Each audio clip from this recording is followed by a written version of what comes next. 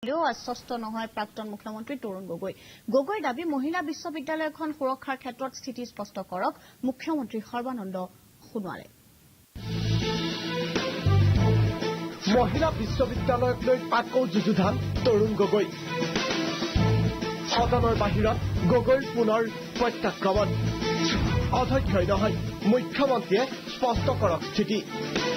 অসম মহিলা বিশ্ববিদ্যালয়খনক লৈ ধনুত পুনৰ টংকাৰ যুঁজিছে প্ৰাক্তন মুখ্যমন্ত্ৰী তৰুণ গগৈয়ে।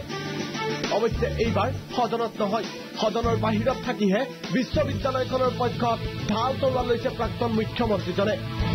বিধানসভাত বাকপটু হিমন্তৰ হাতত ধৰাশায়ী হলে পুনৰ নতুন অস্ত্ৰৰে ৰণক্ষেত্ৰত নামিছে গগৈ। গগৈৰ দাবী 2 বছৰেও কিন্তু মোটৰ সলনি কৰা নাই চৰকাৰে। এতিয়াও নিযুক্তি দিয়ক উপাচাৰ্য।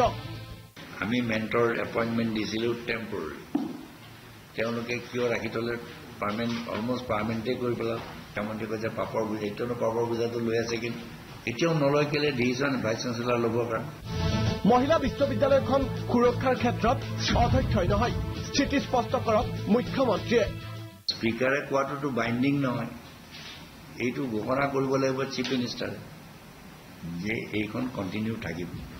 Chief minister should make the stand very clear.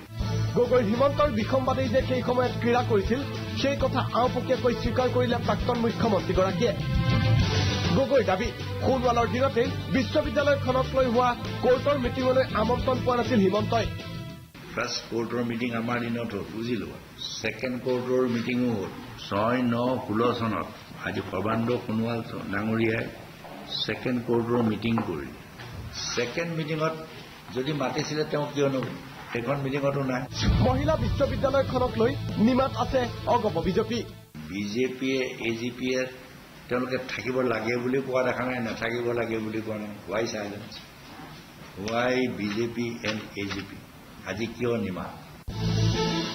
বিধানসভাত হিমন্তৰ সৈতে ৰণত পৰিলেও বিধানসভাৰ বাহিৰত পুনৰ এনেদৰেই মহিলা বিশ্ববিদ্যালয়খনক লৈ ফেপেৰি পাতি ধৰিলে প্ৰাক্তন মুখ্যমন্ত্ৰী তৰুণ গগৈয়ে। ভিডিঅ' জাৰ্নেলিষ্ট ঋতু দাসৰ সহযোগত ৰুবুল গগৈ, প্ৰাগ নিউজ, গুৱাহাটী।